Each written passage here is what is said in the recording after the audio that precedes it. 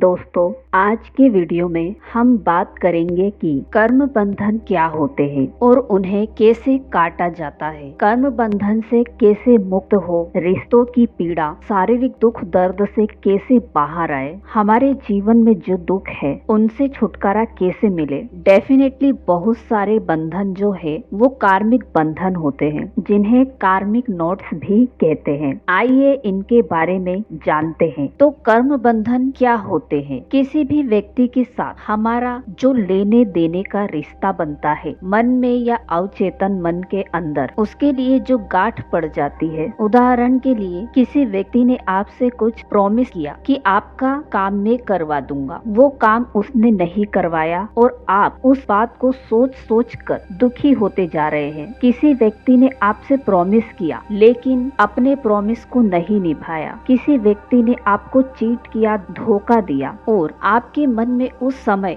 बहुत गुस्सा आया कि इसको इस धोखे के लिए मैं सजा जरूर दूंगा या दूंगी। अब याद रखना दोस्तों, उस समय आपने चाहे बोला हो या ना बोला हो, लेकिन आपके अवचेतन मन में एक गांठ पड़ गई। उसके और आपके बीच में एक कर्म बंधन क्रिएट हो गया। ये बंधन दिखता तो नहीं है लेकिन है, आपके मन में है और बहुत गहरा है। इसी तरह से किसी ने आपका पैसा छीन लिया, किसी ने आपके रिलेशंस बिगाड़ दिए, किसी ने आपको रिलेशन में चीट किया, या किसी ने कोई प्रॉमिस करके धोखा देके चला गया, या किसी और के साथ भाग गया या भाग गई। ऐसा कोई भी कार्य आपके साथ हुआ तो कहीं ना कहीं मन में एक बहुत गहरा दर्द पैदा हुआ कि मैं इसका बदला जरूर लूंगा या लूंगी। और जब ये पैदा हुआ तो जो ये मन में गांठ पैदा हुई, ये अवचेतन मन के अंदर चली गई। अवचेतन मन कभी किसी बात को नहीं भूलता है। अवचेतन मन बहुत गहरा है। हो सकता है आपके जीवन में उस समय में सब चीजें ठीक ठाक हो गई, लेकिन मन में जो गांठ डाली थी ना, वो बंधी रह गई उस व्यक्ति के साथ। अब ये कर्म बंधन आपके और उस व्यक्ति के बीच में है। इसका परमात्मा से कोई लेना देना नहीं है। परमात्मा तो एक न्यूट्रल पावर है, वो देख रहा है कि इन दो लोगों के बीच में कर्म बंधन है। परमात्मा ने देखा, तब भी देखा और वो अब भी देख रहा है। अब जब ये उसका कर्म बंधन आपके साथ है तो अब ये व्यक्ति आपके जीवन में कहीं ना कहीं जरूर आएगा। डेफिनेटली कर्म बंधन को निभाने के लिए दोनों को आना ही पड़ेगा। उनको भी आना पड़ेगा और आपको भी आना पड़ेगा, और दोनों को आमने सामने भी आना पड़ेगा। याद रखना, आपके जीवन में कोई भी व्यक्ति बिना आपके कर्म बंधन के नहीं आता। अच्छा या बुरा जो भी आएगा कर्म बंधनों के कारण ही आएगा। तो कर्म बंधन के कारण जब वो व्यक्ति आएगा, उसको देखते ही आपको नफरत पैदा होगी, गुस्सा पैदा होगा। अब आपको भी समझ में नहीं आएगा कि इस व्यक्ति के प्रति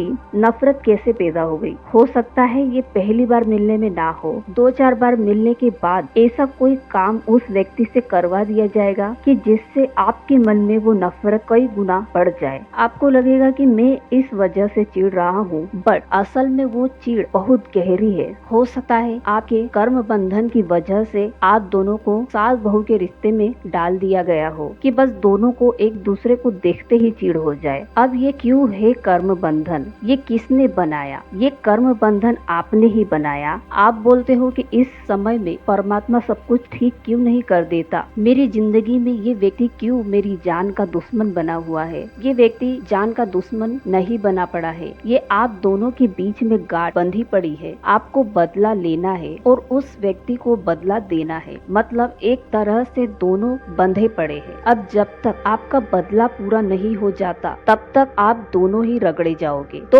अब जानते हैं कि ये कर्म बंधन कैसे कटेंगे। मैं आप लोगों को कर्म बंधन काटने के कुछ तरीके बताऊंगी। उनमें से आप कोई भी एक तरीका अपना सकते हैं। तो इसका पहला तरीका है कि आप इससे बदला लोगे, क्योंकि पिछली बार इस व्यक्ति ने आपको चीट किया, इसने आपका पैसा हड़प लिया था, या इसने आपको दर्द दिया था, या इसने आपकी जमीन छीन ली थी, या 4 लोगों ने मिलकर आपको हैरेस किया, अपमान किया। जो भी था, जब तक आप बिल्कुल वैसे के वैसा ही बदला नहीं ले लेते तब तक कर्म बंधन से मुक्ति नहीं मिलती। कर्म बंधन से मुक्ति पाने का दूसरा तरीका है प्लीज फॉरगिव द पर्सन। आप उस व्यक्ति को माफ कर दो। अगर आप उस पर्सन को माफ नहीं करोगे तो फिर आपको भोगना पड़ेगा, और ये आपको तब तक भोगना पड़ेगा जब तक कि वो टाइम पीरियड पूरा नहीं हो जाता। जैसे कि मान लीजिए आपने किसी बंदे की प्रॉपर्टी हड़पी थी और वो बंदा 10 साल तक उस प्रॉपर्टी के हड़पे जाने की वजह से दुखी रहा था, तो इस बार आप भी 10 साल तक किसी न किसी कारण से दुखी रहोगे। तो इसके लिए आप मन से, वचन से, कर्म से माफी मांगो। ऐसी प्रार्थना बोलो जैसे कि हे परमात्मा, यूनिवर्स, डिवाइन पावर, मैं मन से, वचन से, कर्म से अगर मैंने किसी का दिल दुखाया तो मैं आपके समक्ष मन, वचन, कर्म से माफी मांगता हूँ। प्लीज मुझे माफ कर दीजिए। आत्मा के लेवल पर माफी मांगिए, फीलिंग के साथ माफी मांगिए। अगर आपका कर्म बंधन बहुत गहरा है तो 1-2 बार माफी मांगने से आपके कर्म बंधन नहीं कटेंगे। इसके लिए आपको 21 से 40 दिन तक माफी मांगनी पड़ेगी, क्योंकि आपने उसको दर्द भी इतने दिनों तक दिया, इसीलिए आपको 1-2 दिन में माफी नहीं मिलेगी। अब आपके मन में एक बात चल रही होगी कि आपने माफी मांग ली, अब सामने वाले पर्सन ने आपको माफ ना किया तो इससे कोई फर्क नहीं पड़ता कि सामने वाला आपको माफ करे